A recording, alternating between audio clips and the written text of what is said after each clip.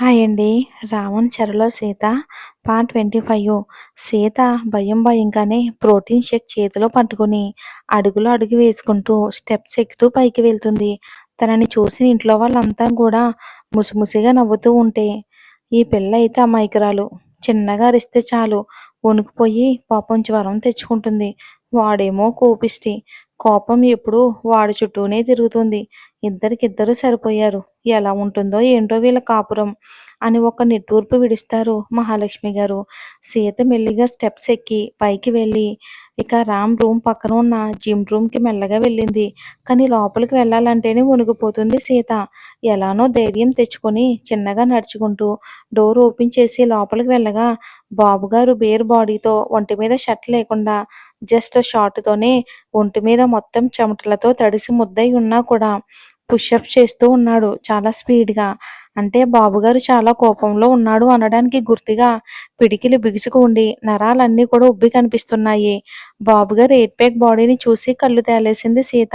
సిగ్గో భయమో కానీ దించిన తల ఎత్తకుండా మెల్లిగా నడుచుకుంటూ అడుగులు వేస్తూ ఉంది. రామ్ దగ్గరకు వచ్చి నిలబడింది విత్ ప్రోటీన్ షేక్‌తో. కోపంతో పుషప్ చేస్తున్న రామ్‌కి రూమ్‌కి సీత వచ్చింది అని తన పట్టీల సౌండు అన్న తన ఒంటి పరిమళం ముందే చెప్పడంతో ఇంకా కోపం పెరిగి ఇంకా ఫాస్ట్‌గా పుషప్ చేస్తున్నాడు. సీత తన ముందు ఉన్నా కూడా పట్టించుకోకుండా.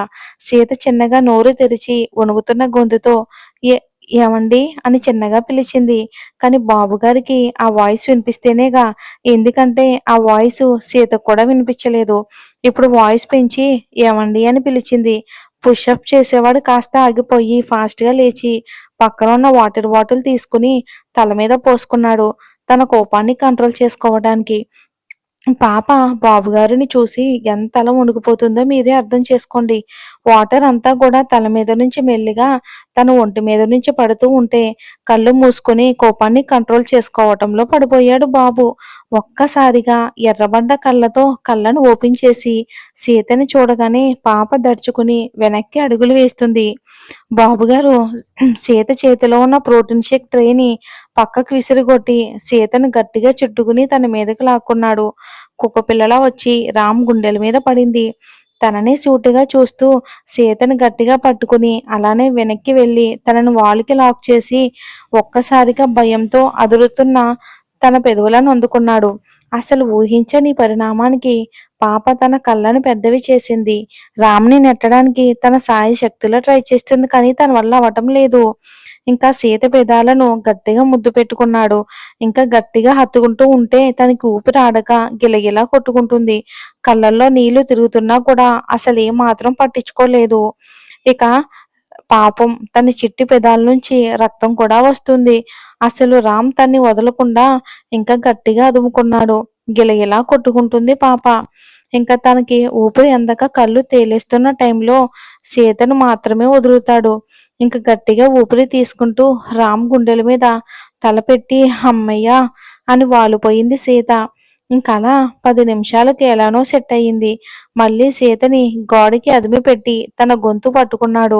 అయోమయంతో భయంతో వణుకుపోతూ సీత చూస్తూ ఉంటే ఏంటే అలా చూస్తున్నావు గుడ్లు పీకేస్తా అని బేస్ వాయిస్తో అంటాడు.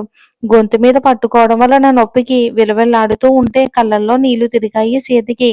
ధారాళంగా కళ్ళల్లోంచి నీరు కారిపోతూ ఉంటే ముందా ఏడుపాపు అని అంటూ తన గొంతు మీద నుంచి చేతిని తీశాడు రామ్. తనకి నడుముకి చుట్టుకుని హత్తుకున్నాడు. నాకెందుకు అబద్ధం చెప్పావే? అంత వెరినా కొడుకులా కనిపిస్తున్నానా అని సీత కళ్ళలోకి చూస్తూ ఎర్రబడ్డ కళ్ళతో అంటాడు రామ్. సీతకి అర్థమైంది. తనకి హెల్త్ బాగోకపోయినా నార్మల్గా తిరగడం గుర్తుకు వచ్చి నిన్న నైట్ జరిగింది గుర్తుకు వచ్చి ఇప్పుడు రామ్ కూడా అదే అంటున్నాడు అని అర్థమయ్యింది. కళ్ళను దించేసింది సీత. తన అమాయకమైన ఫేస్ ని చూసి బాబుగారు మళ్ళీ తట్టుకోలేకపోయారు. ఒక 10 నిమిషాలకు మళ్ళీ తన్ని వదిలి వేగంగా శ్వాస తీసుకుంటున్న సీత వెన్ను నిమురుతూ తనని ఒక్కసారిగా వదిలాడు. నాకు ఇంకొకసారి నువ్వు ఆ అబద్ధం చెప్పినట్లు తెలిసిందనుకో, ఈసారి పనిష్మెంట్‌తో అస్సలు ఆగను. ఇంకా ఎక్కువగా లోతుకి వెళ్ళాల్సి ఉంటుంది అని బేస్ వాయిస్‌తో చాలా సీరియస్‌గా చెప్పి, ఇప్పుడెలా ఉంది నీ హెల్త్? అని తనని గట్టిగా హత్తుకుని అడుగుతాడు రామ్ ప్రేమగా. ఈ కోపం ఏంటో, ప్రేమేంటో అర్థం కావట్లేదు. నార్మల్‌గానే ఉన్నా కూడా ఆఫ్టర్‌నూన్ రెడీ అయ్యి ఉండు. సరేనా? హాస్పిటల్‌కి వెళ్ళాలని చెప్పి సీతను వదిలాడు. నాకు తగ్గిపోయింది సార్ అని అంది చిన్నగా సీత. ఇంకా ఆ మాట కూడా పూర్తి కాకముందే సీతను గట్టిగా హత్తుకున్నాడు.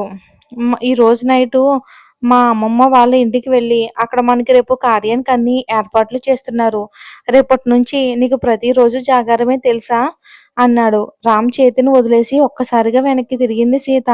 రామ్ గుండెల్లో మొఖాన్ని దాచుకుంది. తనని గట్టిగా హత్తుకుంటూ ఏంటి పాపా? ఎందుకేడుస్తున్నావు? అని తనని కొంచెం దూరం జరిపి తన కన్నీళ్లను ప్రేమగా తుడుస్తూ అంటాడు రామ్. నా నాకు భయంగా ఉంది. నేను బయటికి వెళ్తానండి అని దించిన తల ఎత్తకుండా వెక్కుతూ అంటుంది సీత.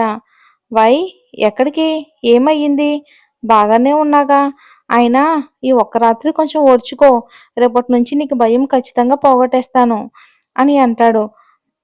ఈసారి కొంచెం కోపంతో కాకుండా చాలా ఇష్టంతోనే ముద్దును పెడతాడు సీతకి.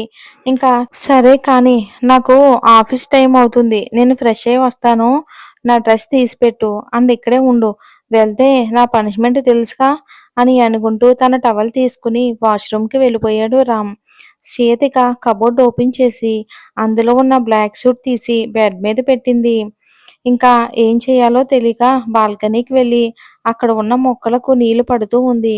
రామ్ ఈలోపు ఫ్రెష్ అప్ అయి వచ్చి బెడ్ మీద పెట్టిన డ్రెస్ని సైలెంట్గా వేసుకుని హెయిర్ని కోమ్ చేసుకుని ఏంటి పాప ఇక్కడేం చేస్తున్నావు అని అంటాడు. ఏం లేదండి ఊరికే వచ్చాను అని అంటుంటే ఏంటి పువ్వులు పెట్టుకోలేదు? ఫ్యాషనా? ఫ్యాషన్ అప్పుడే వచ్చేసిందా? అని తనకి చిన్న బయట ఇచ్చాడు. మార్నింగ్ లేవగానే రెడీ అయ్యి పూజ చేసి మీ దగ్గరికే వచ్చాను. ఇప్పుడే పెట్టుకుంటానండి అని తడబడుతూ అంటుంది సీత. సరే సరేలే టెన్షన్ పడకు గాని ఆఫ్టర్నూన్ నాకు లంచ్ బాక్స్ తీసుకునిరా. నిన్నటి గురించి ఏమీ భయపడకు అండ్ అలాగే మనం హాస్పిటల్ కూడా వెళ్దామని చెప్పి సీతని తీసుకుని కిందకి వస్తాడు. అప్పటికే అందరూ రామ్ కోసం వెయిటింగ్లో ఉన్నారు టిఫిన్ చేయటం కోసం. రామ్ రాగానే కన్నా ఇంత లేట్ ఏంట్రా టిఫిన్ చేద్దు కానీ రా అని అందరూ కలిసి డైనింగ్ ఏరియాకి వెళ్ళారు. రామ్ కూర్చోగానే రామ్కి సీత వడ్డిస్తూ ఉంటే తన చేతిని పట్టుకుని తన పక్కన కూర్చోబెట్టి కూర్చుని కూడా వడ్డించొచ్చు అని చిన్నగా కసిరి సీత వడ్డిస్తే సైలెంట్గా తిన్నాడు రామ్.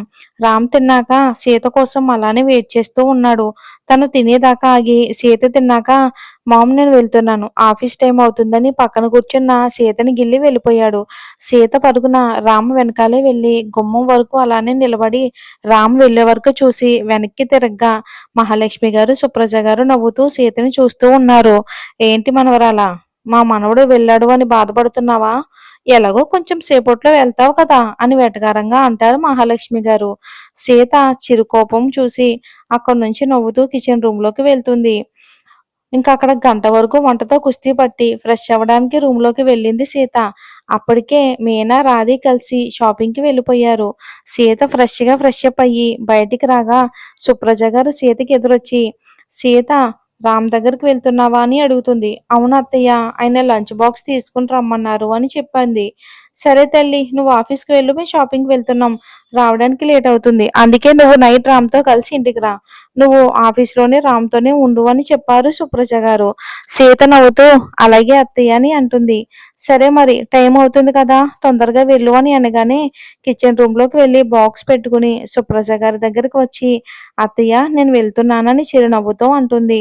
సరే తల్లి వెళ్ళిరా జాగ్రత్త మేము కూడా వెళ్తున్నాం మాతో పాటు రా నిన్ను ఆఫీస్ దగ్గర దించేసి మేము వెళ్తామని చెప్పి అందరూ కారులో రామ్ ఆఫీస్కి వెళ్తారు.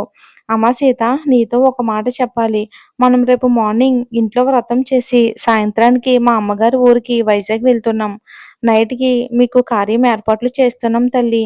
నీకు ఓకే కదా అని డౌట్గా అడుగుతారు సుప్రజ గారు.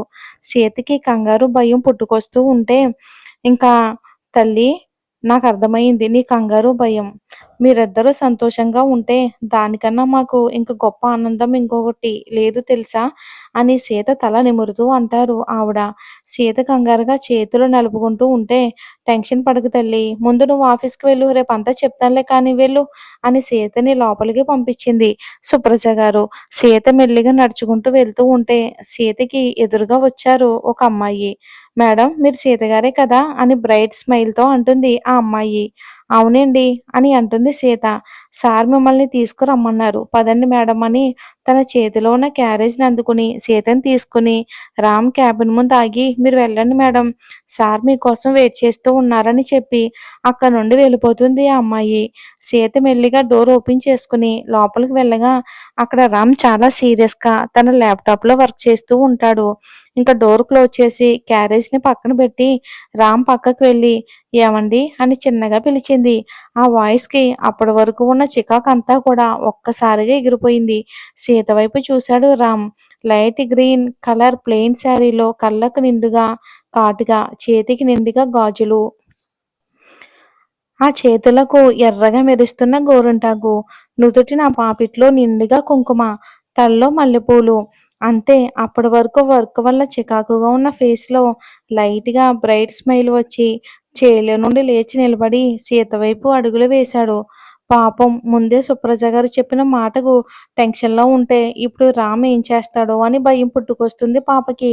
అందుకే అడుగులు వెనక్కి పడుతున్నాయి. రామ్ అలా ముందుకు వచ్చి సీతని గోడకి లాక్ చేసి తనకి రెండు వైపులా చేతిని అడ్డుపెట్టి తన కళ్ళల్లోకి చూస్తున్నాడు. "ఏం మాయ చేశావే నువ్వు? అసలు నువ్వు నా మైండ్‌లో నుంచి కూడా వెళ్ళటం లేదు. అయినా నాకు సగం ఉన్నావు. నన్ను నీ కొంగుకు కట్టేసుకున్నావు కదే" అని తనని హత్తుకున్నాడు ప్రేమగా. మరేం జరుగుతుందో వచ్చే ఎపిసోడ్‌లో చూద్దామండి. Thanks for watching guys. Story నచ్చితే లైక్ చేసి ఛానల్‌ని సపోర్ట్ చేయండి.